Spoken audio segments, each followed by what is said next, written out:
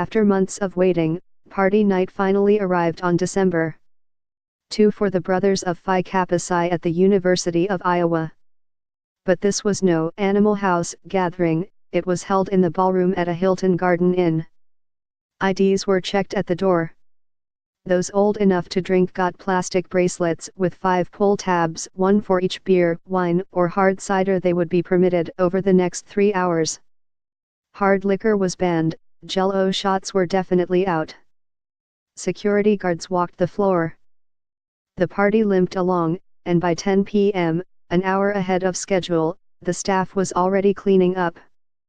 Fraternity misbehavior has frustrated colleges as long as fraternities have been around. But now, amid worries about endemic binge drinking, sexual assault, and a startling spate of deaths, schools are going beyond the old practice of shutting down individual houses to imposing broad restrictions on all Greek life. Activities like fraternity parties and initiations have been suspended or curtailed at colleges including Ball State, Indiana University, Ohio State, and the University of Michigan, as well as at least 5 where deaths have occurred this year: Florida State, Louisiana State, Penn State, Texas State, and Iowa, where fraternities and sororities on good behavior have been permitted to hold one strictly monitored party per semester.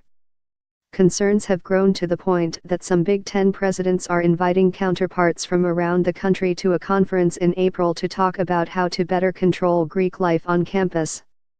The president leading the effort is from Penn State, where one of the uglier deaths occurred, leading to criminal charges for more than 24 students.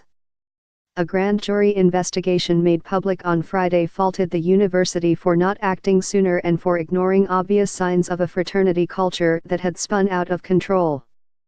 There is definitely this moment in time where society is not willing to accept behavior that in the past has been acceptable. Tracy Maxwell, the founder of hazingprevention.org, an anti-hazing organization.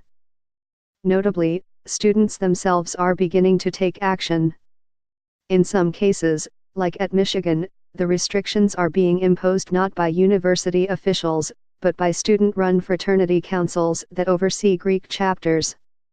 Recognizing that fraternities have a problem, the North American Interfraternity Conference has proposed a voluntary pilot program that would bar alcohol in the common areas of fraternity houses, except during registered parties served by a licensed vendor. The moves are an attempt to prove to college officials that fraternities are indeed adult enough to govern themselves. Is it a cultural shift? Asked Hank Newer, a journalism professor at Franklin College in Franklin, Industry, who studies hazing deaths. That was the absolute missing link, getting undergraduates on board to police themselves.